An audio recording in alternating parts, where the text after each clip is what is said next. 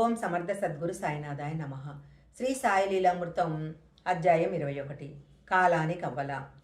బాబా కీర్తి 1914 నాటికి అన్ని దిక్కులా వ్యాపించి ఉదయ సూర్యుని శోభల నానాటికి వృద్ధి చెందుతుంది. ఎందరెందరో భక్తులు షిరిడీ వచ్చిపోతున్నారు. కానీ బాబా షిరిడీ వచ్చిన మొదటి రోజుల్లోనే ఇక్కడ పెద్ద పెద్ద భవనాలు లేస్తాయి. పెద్ద పెద్ద వారొస్తారు. వైభవంగా ఊరేగింపులు జరుగుతాయి. గుర్రాలు రథాలు కూడా వస్తాయి అన్నారు. ఆ పేద ఫకీరు యొక్క ఆలోచనలకు అందరూ నవ్వుకున్నారు. 1914 నాటికి ఇవన్నీ కూడా నిజమయ్యాయి. ఒకరోజు జోగ్ భార్యకు ఊరి బయట వేప చెట్టు పక్కనున్న జాగా చూపి, అది మా స్థలము, ఇక్కడ ఒక భవనం లేస్తుంది, మేమక్కడే ఉంటాము, పెద్దలు నన్ను అక్కడ కనిపెట్టుకుని సేవలు చేస్తారు అన్నారు బాబా. ఆమెకు ఆ మాటలు అర్థం కాలేదు. బాబా అప్పుడప్పుడు ఉబ్బసంతో బాధపడుతుండేవారు. అది వచ్చినప్పుడు ఆయన ఆహారం కూడా తీసుకోలేకపోయేవారు. సంకల్ప మాత్రాన భక్తుల వ్యాధులు తగ్గించగల ఆయన అలా బాధపడటం చిత్రమే. అనుభవించవలసిన కర్మఫలాన్ని భక్తులు అనుభవించలేనప్పుడు వారు జబ్బులు ఆయన స్వీకరించేవారు.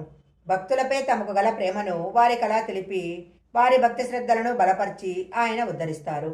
అయినా ఆయన ఆ బాధలు అనుభవిస్తున్నప్పుడు చూసిన భక్తుల ఆందోళన, నిస్సహాయతలు వాళ్లలో మానవత్వాన్ని పెంపొందించేవి. అంటే వారి యొక్క అస్వస్థత కూడా భక్తులకు శిక్షణే. 1915లో ఆయన అలా బాధపడుతుంటే చూడలేక పురందరే ఏడ్చేశాడు. సాయి, ఎందుకు ఏడుస్తావు? 3-4 రోజుల్లో తగ్గిపోతుంది.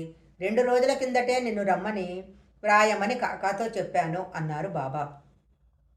నిజానికతడు వ్రాసే లోపలే నువ్వు వ్రాయవద్దు, అతడే వస్తున్నాడు అన్నారు బాబా. సరిగ్గా అప్పుడే అక్కడ పురందరే హృదయంలో షిరిడీ వెళ్లాలన్న ప్రేరణ కలిగింది. తరువాత ఆయన చెప్పినట్లే ఆ బాధ తగ్గిపోయింది. బాబా తమకు జబ్బు చేసినప్పుడు సామాన్యంగా మందు భిక్ష తీసుకునేవారు కాదు. అయినా ఆ భిక్షపైన జీవించే జీవుల కోసము ఆయన విధిగా భిక్షకెళ్లేవారు. నడవలేనప్పుడు తమను పట్టుకొని భిక్షకు లెండికి తీసుకెళ్లమనేవారు. అయినా వారిలో దైన్యము, అసహాయత కనిపించేవి కాదు. ఒకసారి ఒక భక్తుడు ఒక చక్రాల కుర్చీ సమర్పించాడు. కానీ ఆయన దానిని ఎప్పుడూ ఉపయోగించలేదు. అరుదుగా ఆయనే చికిత్స చేసుకునేవారు. ఒకసారి కండకలక వస్తే మిరియాలు నీటిలో నూరి ఆ ముద్దను కళ్ళలో పెట్టుకున్నారు. త్వరలో ఆ బాధ తగ్గిపోయింది.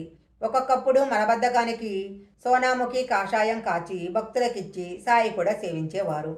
1916లో ఒక వింత జరిగింది. విజయదశమికి వచ్చిన భక్తులతో షిరిడీ వీధులు కిటకిటలాడుతున్నాయి. కానీ సాయంత్రము అందరూ పూజాద్రవ్యాలు తీసుకొని మేళ తాళాలతో ఊరి పొలిమేరకు వెళ్ళి సీమోల్లంఘన పూజ చేసి వస్తున్నారు. పూర్వం రాజులు ఆ రోజున దిగ్విజయానికి బయలుదేరి పులిమేరలు దాటేవారని చెప్తారు. అందరూ సెమీపత్రము, ఆలింగన నమస్కారాలు ఇచ్చిపుచ్చుకొని పాతద్వేషాలు మరచి నాటి నుంచి పరస్పరం ప్రేమభావం వహిస్తారు. అలా సీమోల్లంఘనం చేసి అందరూ తిరిగి వస్తుండగా బాబా ఉగ్రులై తమ తలకున్న రుమాలు, కఫ్నీ, లంగోటా తీసి దునిలో పడేసి అగ్నికణాల వంటి కళ్ళతో మసీదు ముంగిట నిలుచున్నారు. వారిలో ఒక దివ్యమైన తేజస్సు ప్రస్ఫుటమైంది. మూడులారా, ఇప్పుడు చూసి నేను హిందువునో ముస్లింనో తేల్చుకోండి అని కేకలేశారు. అందరూ భయపడిపోయారు. చివరకు కుష్ఠరోగి బాగోజీ సాహసించి ఆయన నడుముకు లంగోటా చుట్టి, బాబా, శుభమా అని సింహోల్లంఘనం జరుగుతుంటే మీరు భక్తులను ఎందుకిలా భయపెడతారు అన్నాడు. కానీ సాయి సట్కా నేలకేసి కొడుతూ, ఈరోజే నా సీమోల్లంఘనం అన్నారు. ఆ మాటలు ఎవరికీ అర్థం కాలేదు. నాడు చావడి ఉత్సవం జరగదని భక్తులు అనుకున్నారు. కానీ కొంతసేపటికి బాబా శాంతించి గుడ్డలు ధరించి తమ ఆసనంపై కూర్చున్నారు. రాత్రి 11 గంటలకు జరిగిన చావడి ఉత్సవంలో మామూలుగా పాల్గొన్నారు. తరువాత కొద్ది కాలానికి స్థానిక భక్తుడు రామచంద్ర పాటిల్కు జబ్బు చేసి ఎన్ని చికిత్సలు చేసినా తగ్గలేదు. అతడు భయంతో సాయిని స్మరిస్తున్నాడు. ఒక రాత్రి అతనికి బాబా సాక్షాత్కరించారు. ఆయన పాదాల మీద పడి తన అంతిమ గడియ ఎప్పుడో తెలపమని పాటిల్ కోరాడు. భయం లేదు, మృత్యుదేవత ఉత్తర్వు రద్దయింది, త్వరలో నీ జబ్బు తగ్గుతుంది. కానీ నాకు తాచా గురించే ఆందోళనగా ఉంది.